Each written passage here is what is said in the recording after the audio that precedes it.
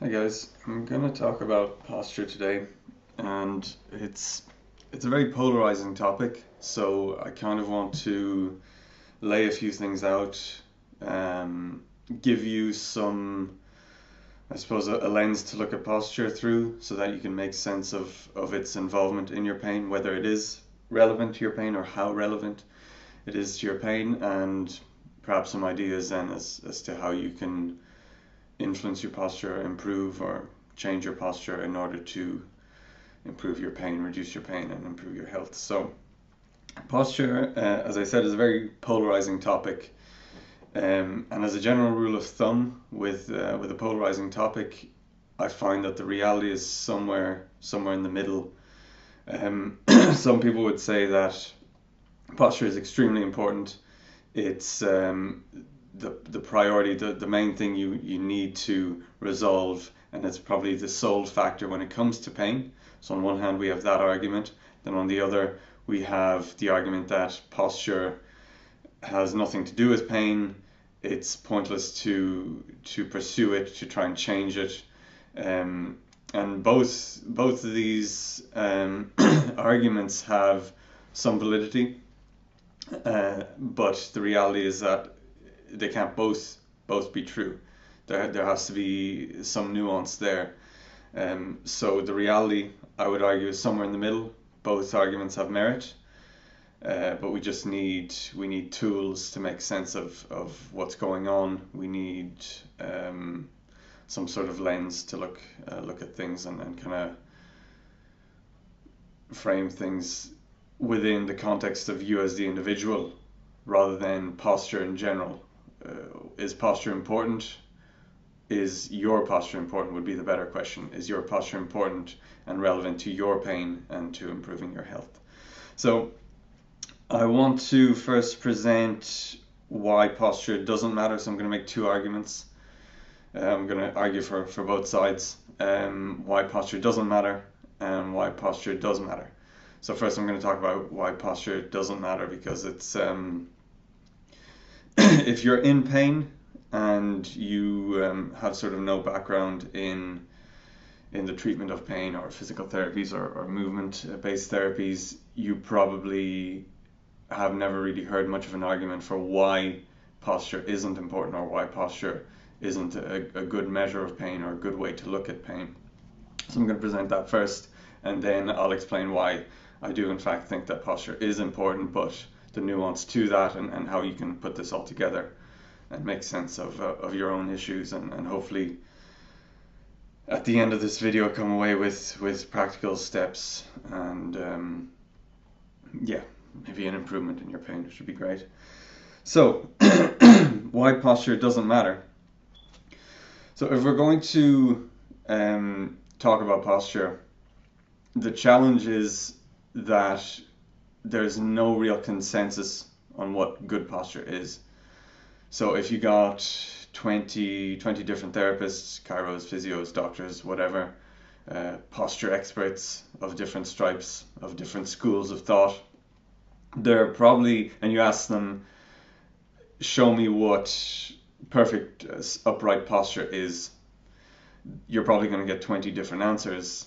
There's going to be a ballpark. It's going to be fairly similar. I would assume you're going to have people saying, head over shoulders, shoulders over hips, and a rough alignment there. So there's going to be a rough outline of what's considered good posture, but there are going to be variances that are small and large, that are individual to the therapists, and some people are going to focus on one body part and they're going to say that this absolutely has to be aligned, and they need this to be at maybe this angle or within this range, and others will ignore that and say that this other bit is more important. Some will say that the angle of the low back or the spine needs to be an S curve or it needs to be a J curve, and all sorts of reasons for that. And everyone has their own perspective, and everyone can make a reasonable argument for their own perspective, but what's the reality? What do you take away from that as a person in pain, or as a person who wants to understand posture and its relevance to pain? what do you do? And a lot of these differences are purely, unfortunately, they're someone's bias based on their own experiences. So if someone, often therapists, people who work with people in pain or treat pain, are people who have overcome their own pain or are dealing with their own pain. So they'll often have their own story as to how they came to their conclusions aside from their studies. So someone, take for example a therapist who has had back pain for years, and they did all the obvious things for posture. They thought my posture's bad, it's creating pain in my back, so I need to change it. So they stand upright, they sit upright, they strengthen their core, and they do all of these different things that they believe should help their posture and should improve their pain, but they don't get any relief, and this is very common, until they maybe attend a course or go to a specific therapist who hones in on one specific area and happens to hit the jackpot. They happen to find a thing that was really significant to that person's body and that person's situation, and they resolve that. So typical ones could be like foot function. Someone would have had back pain for years, done everything for their back, everything they believed was important, so strengthen the core and all these different things that they think are important for whatever reason. That's fair enough.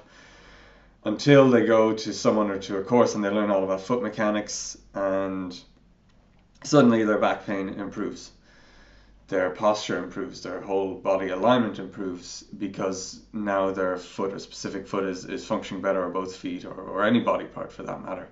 And that might be because they had a significant injury history of injuring that foot or whatever body part. So someone comes in and they have 3 significant ankle sprains from years ago, and then now they have back pain, or they've had back pain for 3 years, and 15 years ago they had multiple ankle sprains, significant ones that are never fully rehabbed.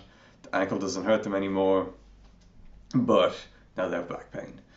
They treat the back, they do all that stuff locally at the back, then they do a course, they go to a therapist, the foot's working better, and now everything else works better. And so this colors their and influences their outlook on everything. Now they're thinking, oh my God, the feet are so important, the feet influence everything, and the feet do influence everything, but they're not necessarily the root cause of everything. And they're not necessarily relevant to your pain or to your situation. But this person now is focusing on this because they're overwhelmed by just the sudden change in their own condition, and it's a very powerful thing, and their intentions are good, and they tend to approach, now anytime they see maybe an old history of ankle issues that was never fully resolved, they kind of hone in on that, and they really hammer that nail. But it doesn't always solve the problem, because again, it's not always a solution. It's a potential solution, but it's down to the individual. So that's going to tarnish their outlook on posture, and this is going to apply to many different types of therapists, myself included. I have my own biases, and that story about the foot mechanics is somewhat similar to my own experience. A couple of years ago, I would have been of the opinion that you need to kind of get the feet working, and if you don't, nothing else is really going to stick. And my viewpoint has evolved from then, and my intentions were good, and it was partly influenced by my experience of what I was studying at the time, and what I'm still studying, but in a broader sense. I've got more information now, so I can make more informed decisions. But it was partly due to my own education and due to my own experiences. I'd had a lot of issues with my feet. It wasn't low back pain, so it's not a completely it's not a complete mirror image of my own experience, but it's a very common story, and I find a lot of therapists have these stories, and consequently they have these biases that need to be taken into consideration. So anyway, back to posture. We need to now see that really there is no clear consensus on what is good posture. So that's a challenge, that if we're going to really go after posture and say that posture is this extremely important aspect of pain, if we can't even agree on what good posture is, that's an issue. And furthermore, if we're talking about posture, I think we need to take a step back. We need to think, why are we even talking about posture? Posture only ever really comes up in the context of pain. There are other reasons why it comes up. It can be related to performance, or even if you have breathing issues, or all sorts of things. But the main issue that leads people to consider their posture is pain. And the main thing that people actively want to change is pain. They want to not be in pain, because it's unpleasant, obviously. So if pain is the main reason why we consider posture, we need to be able to make a clear connection between pain and posture if we're going to have an honest and productive discussion on the topic of posture, and if we're going to actually help you or help anyone with their posture and their pain. So the difficulty is that we can't predict pain through posture, unfortunately. I wish it was that easy. We can't. So, for example, if I was like this, if this was my habitual posture for whatever reason, I can't, by looking at myself, I can't predict that I'm going to have pain. First of all, that I'm going to have any kind of pain, and second of all, that I'm going to have pain in a specific area. And that's and a lot of people will tend to base their therapies and their interventions based on this kind of mindset. They'll work purely off a postural assessment, and they'll say, yeah, that's height there, and this is here, and so on, and that's rotated, which is why we're getting pain here, and which is going to cause this. And those things might all be true, but they're not necessarily the true cause of the problem. Maybe they're a symptom of a bigger issue.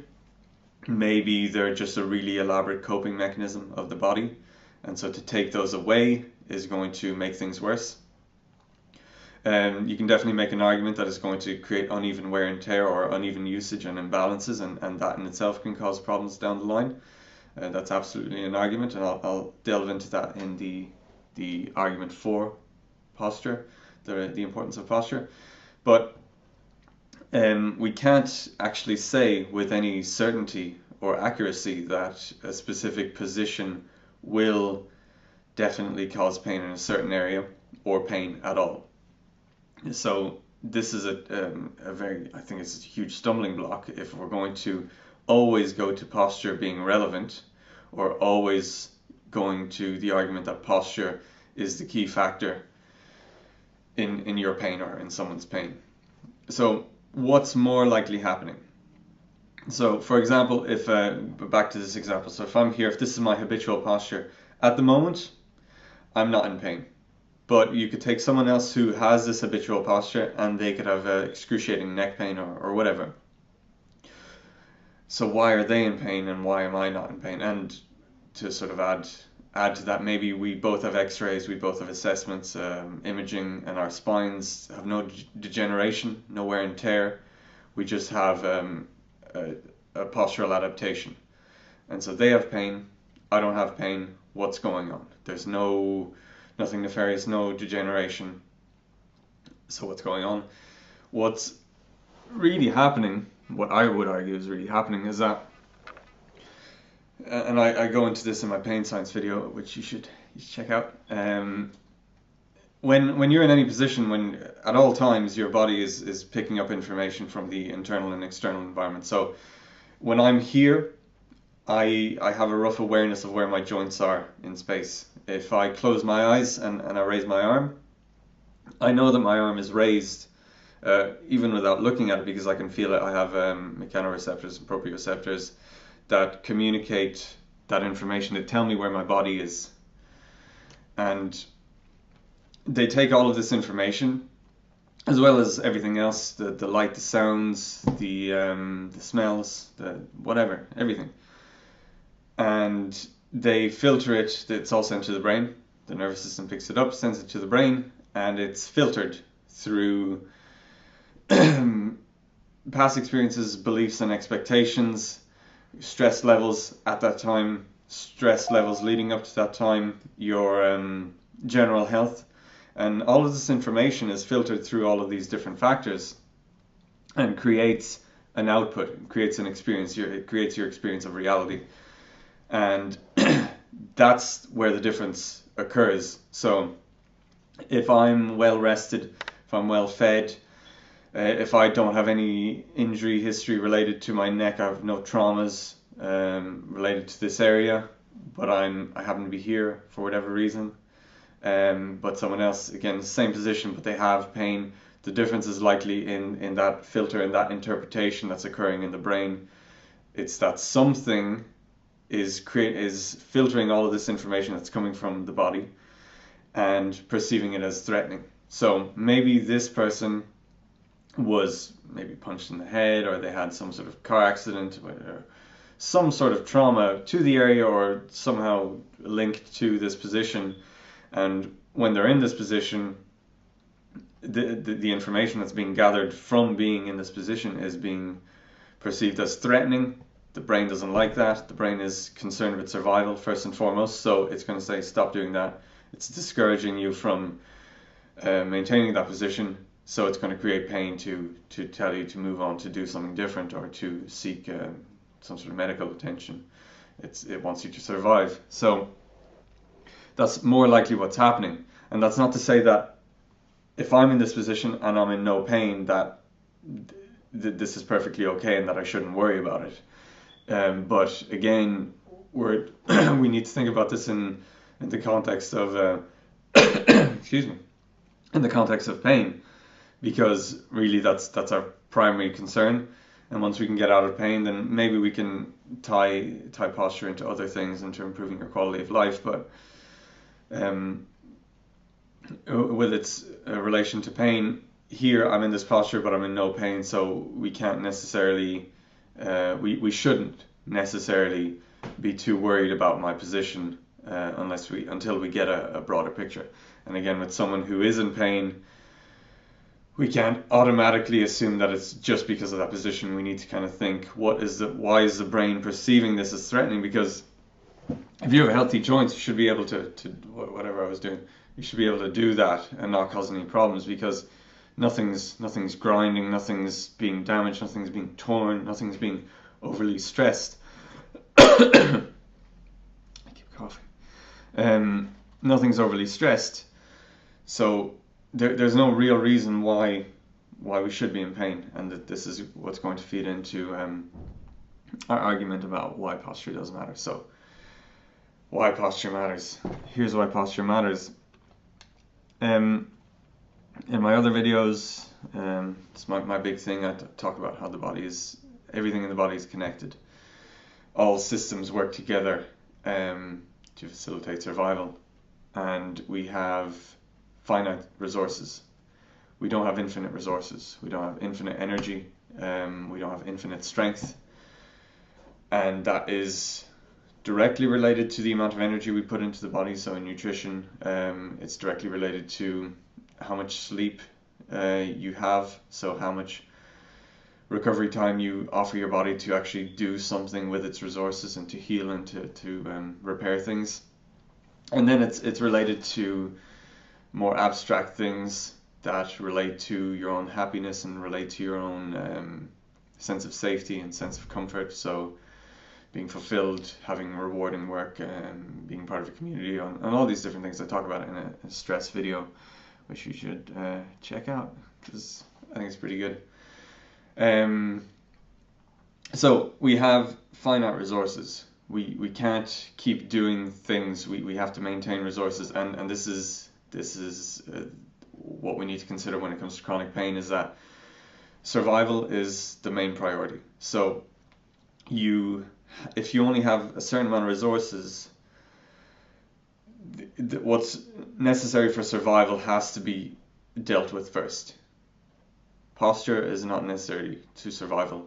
You're resolving your pain, your chronic low back pain, with no clear cause, because it has no trauma or damage or injury to the area, is not necessary for survival. If you've got a slit, if your throat is slit, that's you need to deal with that because your survival is threatened at that moment. But generally, posture and pain related to, or just pain, chronic pain with no clear cause, is non-threatening. It's not, well, it's non life-threatening, so it's not a priority. So if you have finite resources, that's not being dealt with. Your survival is being dealt with. So your breathing, your brain function, your heart beating, all of that is being dealt with. And it's only when you add resources and when you create opportunity for your body to adequately and appropriately use those resources that all these other things take care of themselves. And I sort of made this analogy in my blog. If you think of, like, if you have a paycheck and it's you're not earning enough, basically, you have a certain amount coming in every month, and you have your rent and you have your food, and these are your necessities. You need a roof over your head so that you don't die of the cold and so on, and you need food so that you don't die of starvation. So those are necessary for survival, but the sum of those things to meet those demands takes the exact amount of money that you get in your paycheck every month. So instantly that has to go towards that, and now you have nothing left. But you want to do other things. You want to go to college, you want to do a course, you want to hang out with your friends, go to the cinema, you want to go on a holiday, you want to pay for your internet, you want to have access to the internet, which isn't necessary, but it's great, it's fun and it's useful, but it's not necessary. And all these things just they'll have to wait, but generally they don't wait. People overdraw, or they misuse their resources, and that leads us to issues. So your back pain and all of these other peripheral issues that are non-life threatening are these other things. That's your internet bill, that's your cinema trip with your friends, that's your holiday to wherever. They're not necessary for survival, and they're never going to be met until you have that big paycheck, until you have that huge amount of resources. And the sort of money and paycheck analogy is too simplistic, but I think it sometimes helps people kind of reframe things and see, it makes things click, because the body is self-managing, so it will down-regulate and up-regulate things so that it can make the most of the resources it has, which is great for survival, but will cause its own issues. So that's when we get into the more complex story of why you're in pain. Because I mean, it's never just, maybe sometimes it is, but I've never seen it be purely an issue of posture. It's usually posture is either a symptom or posture is an issue, but it's in the context of a greater deficit to the body where it just doesn't have the resources, it doesn't know how to cope, it might have resources, but it might not know how to use them effectively, and that can happen over time if you're chronically lacking resources. It affects your body's ability to function. And so now when you do have resources, you might give the body loads of resources, but it can't use those effectively, so maybe it wastes energy, or it uses energy poorly. So back to posture. So that's a bit of a framework that we're looking at posture through, and it's sort of this idea of efficiency and using resources effectively. So if I were to take one of these cups, which are very popular, and you can't really see it, and hold this upright. This is effortless because of my tremendous strength, but if I do this for 8 hours, 9 hours, it's going to be fatiguing. My muscles here are going to become tired, and eventually I'm going to have aches and pains. It's starting to ache now, actually, but we all know this, that to hold a weight, that's the whole idea. When you go to the gym, you lift weights, and then you lift weights until you're tired, because that means that you've used up a lot of energy. That's the whole idea. You go to the gym because you want to burn calories, because you think you're fat, and you probably shouldn't. Don't beat yourself up, but that's a different discussion. But we go to the gym, we use the muscles, we want to use the muscles well, we want to tax them, we want to challenge them, we want to make them fatigue, we want to feel the burn. I'm not saying you do, but that's what people want to do. because we're using up energy, and that seems great in the context of building muscle, and it's the stress that the body needs to create change, once that's coupled with rest and time to change and resources to change. But anyway, so I'm here and I'm holding this upright and it's fine, but after 8 hours it's going to be very tiring and I'm going to be sore. And now if you think of any kind of repetitive position, say you're at your desk or you're anything. This is a big issue. People talk about sitting is the new smoking, or you should get a standing desk because you're always in this position and it's crumbling your low back. It's not, but it's crumbling. You think it's crumbling your low back, or you're told everything's just degenerating and compressed and melting and burning and it's awful.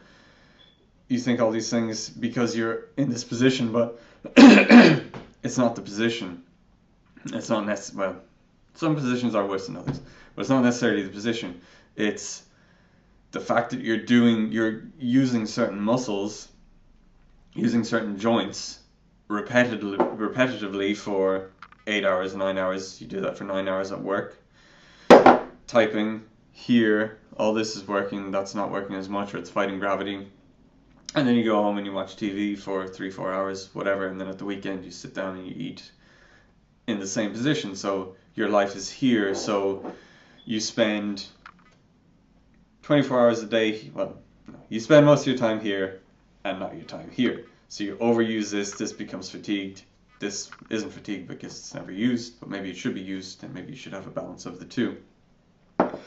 And this, so basically we have an issue of overuse of resources. You're wasting energy. You're doing things that are taxing, that are inefficient.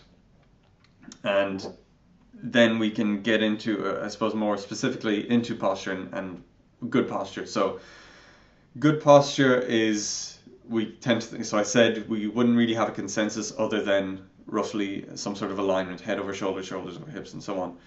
So the idea, I would argue, with that is that creates efficiency. So back to this, I'm here and I'm sort of doing this with a mirror image of myself. I'm here and I'm placing the wrist over the shoulder and the shoulder over my trunk and pelvis. Whereas if I'm here, I'm fighting gravity more. So I don't have as much support directly below. So it's the whole reason why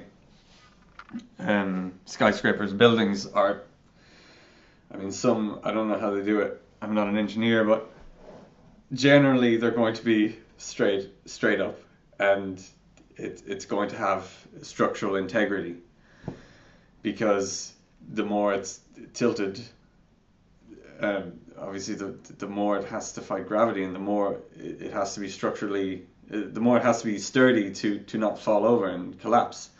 So if you're standing upright, head over shoulders, shoulders over hips, and so on, in good posture, if I'm fighting gravity, and when you're standing, you are fighting gravity. Your muscles are working in 3 dimensions. Your joints are responding in 3 dimensions to keep you upright. And you can try this. You can never stand still, and it's an interesting thing to explore, that sensation of standing still but never really being still, and feeling how your body kind of oscillates, and giving it an opportunity to feel a more accentuated version of how things are kind of playing ping pong, but in 3 dimensions. So it's happening in all these directions, and it's keeping you upright. And the moment I shift my head forward, so I'm here, I'm roughly upright. If I'm here, this here is working harder and harder and harder and harder and harder. So as I shift my head forward, I'm using more and more effort to stay upright. And again, we're in the gym. What's the difference between doing 1,000 reps of a bicep curl and 10 reps of a bicep curl? At the end of 1,000, I couldn't do 1,000, but I'd be very tired and sore.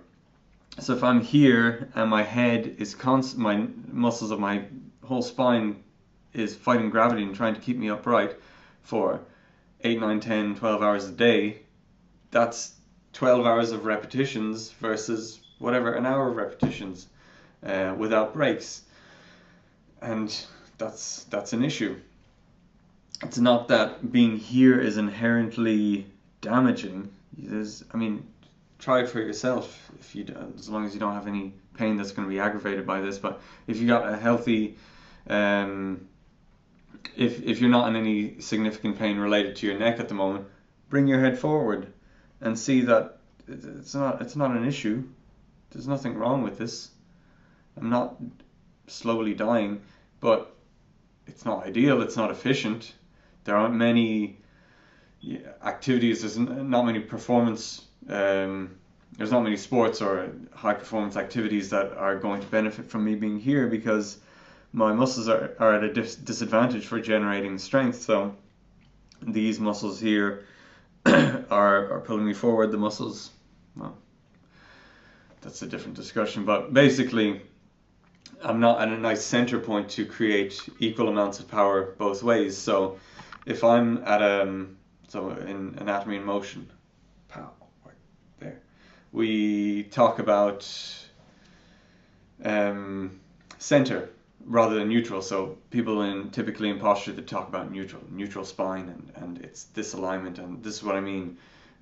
People will say once the pelvis is at this angle, and once you have an anterior tilt, you're gone, you're done. It's going to butcher your performance for whatever reason. The challenge with that, I'll go on a tangent. Anterior tilt of the pelvis is at what point is it too much of an anterior tilt? So if this is my pelvis, top and front of the pelvis. I'm here. This is neutral, for argument's sake. At what point does this become too much? Is it here? And if it's here, then am I okay here? So if we can create a millimeter change in the posture, does that resolve the issue, or does it need to be 5 millimeters? Does it need to be 10 millimeters? What does it need to be? And why? And can we reliably show that changing that resolves the issue? And therein lies the difficulty in evaluating posture and its relation to pain. But that was a tangent. So we don't. Where was I? Lost my train of thought there. Anyway, we have a pelvis, and we don't know at what point it becomes an issue, and we can't reliably say at what point it becomes an issue. And really, what we want is a range. We want available range of motion and usable range of motion. So in anatomy and motion, we talk about center as opposed to neutral, and center is sort of a nice resting position from which you can access both ranges, and also in 3 dimensions, so you can access everything around. So being upright, roughly head over shoulders, shoulders over hips, and all that is a nice center point, because from here I can go here, I can go there, I can go back, forward, I can twist, and it's a nice place to start. And from there, all of my muscles they're not at a disadvantage for creating movement. And so if you think of, I might draw this. I'm going to use a ruler. So if this is available range of motion, so can you see it? At the center point we have center or neutral, but we should say center. Center, and this is shoulder range of motion in sagittal plane. So we have flexion, extension. So flexion here is this point here. It's my maximal usable range of motion, and extension is here, and that's the end of my range of motion.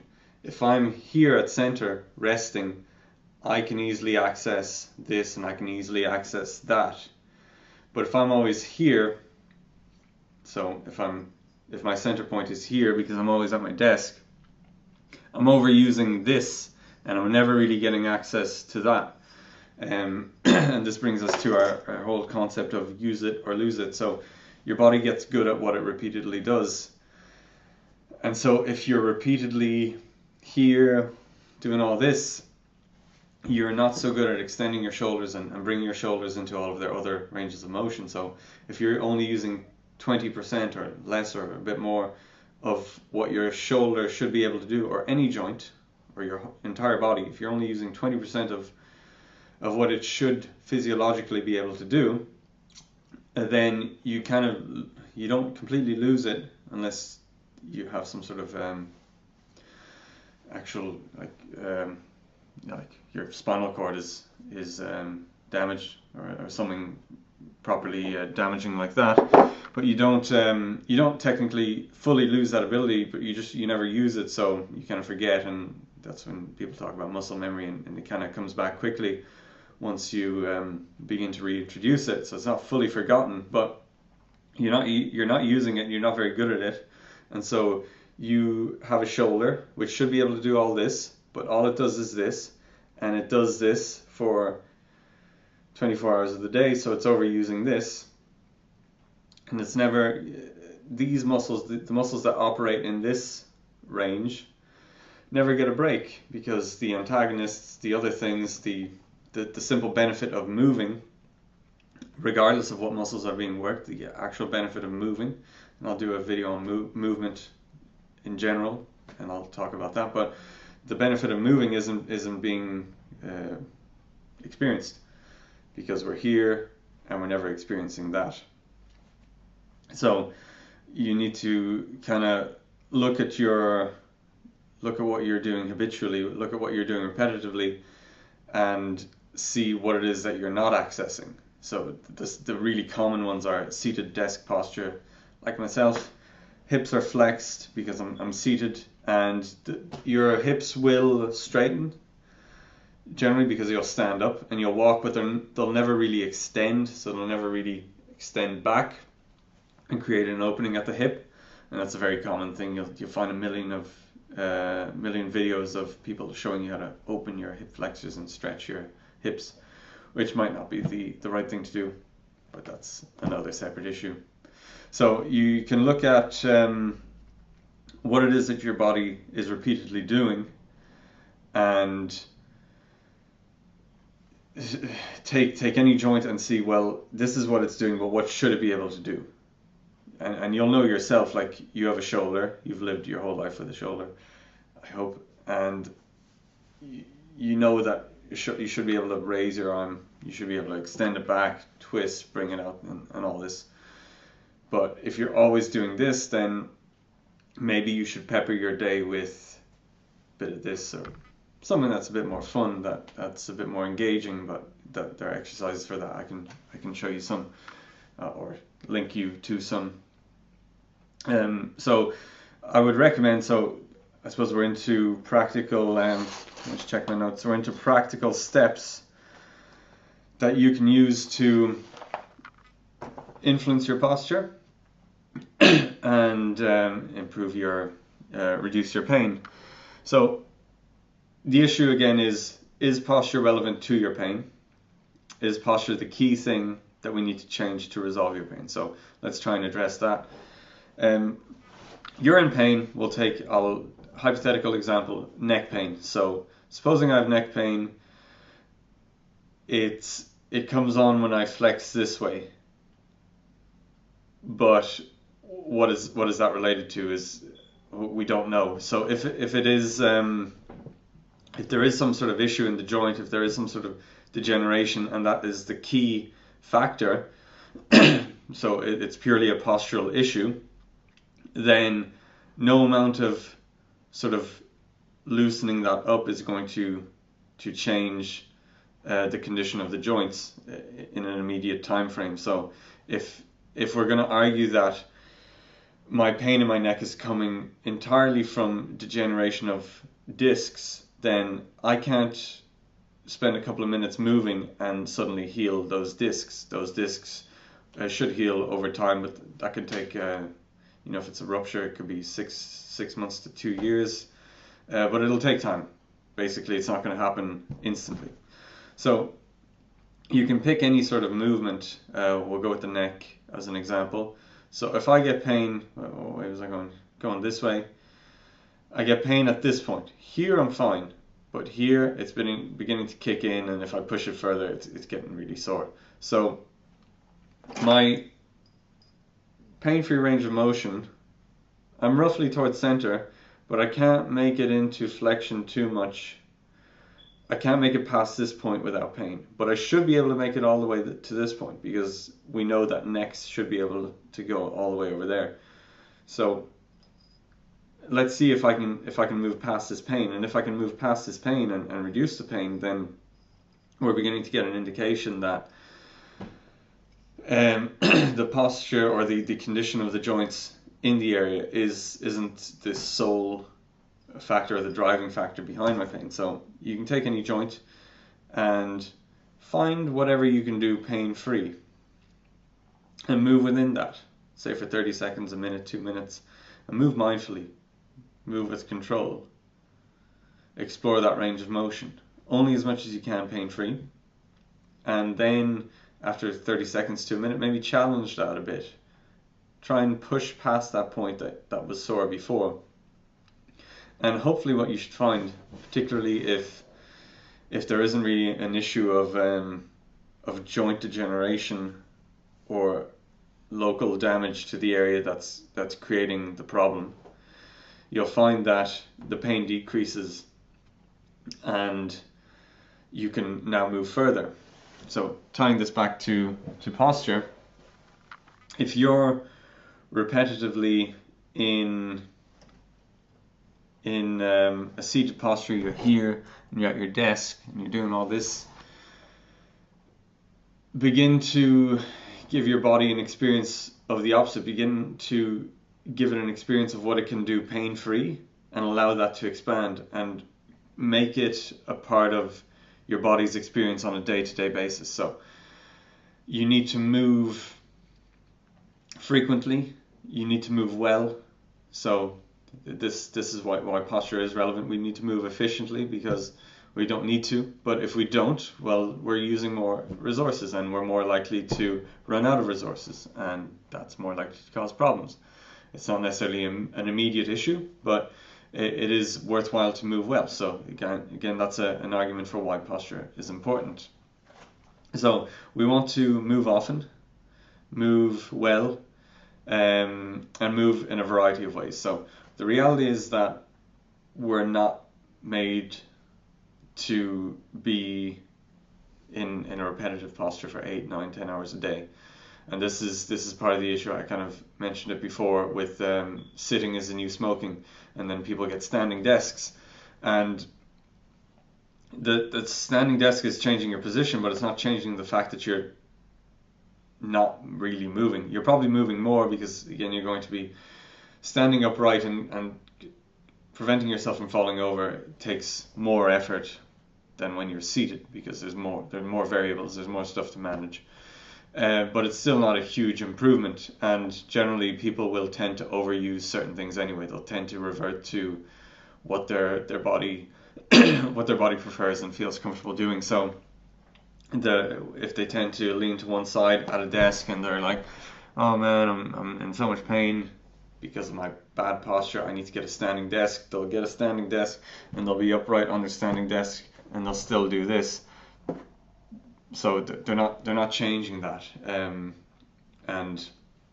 they're not moving. They're not moving frequently in a variety of ways and throughout the day, and that's really what's key. I think it was well, I know who it was, but I'm probably going to butcher the quote, but I'll paraphrase. It was Andrea Spina. He's a chiropractor. He says that basically exercise is a human invention to make up for the fact that we don't move. So the idea of going to the gym and pumping out those reps and the bicep curls and jogging on the treadmill in a dimly lit or brightly lit artificial environment for an hour can't really make up for the fact that you evolved for whatever amount of years moving outdoors and foraging and scavenging, or just not being in an office. Because we don't even have to go that far. Like, we don't even have to go to caveman times to see that the idea of being in an office at a desk doing repetitive work with a lack of movement is a fairly new addition to the human experience. So we have exercise to in this sense, we think, to kind of make up for that, but it's never going to be enough. And that doesn't mean that you now need to quit your job and spend 12 hours a day in the gym. So that sounds awful, but you can just move frequently. I mean, maybe you can get a new job that's more enjoyable and fulfilling. I talk about that in the stress video. But we have bills to pay, life goes on, and we would rather not be in pain. So we should seek to move in a variety of ways throughout the day, and there are plenty of things you can do. You can do specific exercises. It can be a matter of going for a walk. It can be a matter of, again, just thinking, what is it that this painful joint does repetitively for 10 hours a day, and what is it that it's not doing? So it's doing 20% of what it should be doing for 12 hours of the day, and then the other 80%, at best, it accesses that for a few hours of the day. So let's give the body an experience of that. Let's, again, use it or lose it. Let's begin to use it again. Let's begin to regain that ability, regain confidence. And this brings us back to the idea of pain and what's going on in the brain. So the more information the body has, the brain has, the more it can make good decisions, the more it can make appropriate decisions. So if now my joints are moving in their physiological range of motion, that's a lot more rich information, and it's a broader variety of information. And the more information I have, the safer I feel, because I am better able to act. So if I'm here for 8 hours a day, but I know that I can access that, I know that I do that frequently, my brain is less likely to be threatened by a certain position. It's also going to have more options. So part of the issue with posture and with the benefits of movement is that we give the body options. We give it strategies. We kind of a lot of people will train. That's another issue. People will say always train with perfect alignment, and then others will say, well, train out of alignment. Become strong because you injure yourself in the positions that you're weak in. You don't injure yourself in the perfect posture unless you get a gunshot to the face. You injure yourself when you're sprinting in football and you change directions and you cut and you hop over a tackle. You injure yourself there, not when the whistle is blown and you pass the ball to your teammate. Or you might, but generally you don't. So we tend to injure ourselves in the positions that we don't use or that we're not confident in, and that our brain doesn't have, that our body can't generate power and generate mobility and stability and strength in. So by moving, and this is very basic, very low level, you can get into this in more detail, and I would recommend it if you are interested in sort of engaging with your health and improving your health overall, is to then be more proactive in terms of regaining the joints and improving the joint health and the joint range of motion, so that you not only have access to this, but you also can generate strength from that position, and you can be strong in that position. So I suppose that might be it. Might be a time to wrap it up. Essentially, yeah, our take-home message is going to be that we can't predict pain from posture. So what this means is that we don't throw out the whole idea of posture. We don't think posture doesn't matter, it's irrelevant, because it is relevant. But we don't necessarily become neurotic about posture. We don't think, oh my god, I need to stand up straight, and then we stand up straight for 8 hours a day, and then we're sore from doing that. We reassure ourselves that our bodies are extremely sturdy. They're very adaptable, but we need to kind of play along. We need to give the body the resources to be adaptable. So again, finite resources. We need the resources there to cope with what life throws at us. And moving frequently, moving well, moving in a variety of ways. So moving well, I'll quickly expand on that until you maybe go to someone who's qualified to teach you how to move. Basically, if you can move pain-free and in control of emotion, so if I can get up to here pain-free and I can control this movement, then go with that. And then you can fine-tune the details. But as a general rule of thumb, move within a pain-free range of motion, move with control when you're trying to expand your movement, when you're trying to give your body an experience of what it's missing, kind of give it more information, more accurate information about what's going on, so that it can make better decisions, so that it can not be as threatened. You can drop stress, and you can hopefully reduce pain in certain areas. So move often, move well, so pain-free, and move in a variety of ways. And I'll probably do this in a written format as well, if you prefer to read. If you want to read, I'll probably present things a bit differently. But please, if you like the video, like it, do all that stuff. Share it, subscribe, like and subscribe. You know how it works. Yeah. Thanks for watching.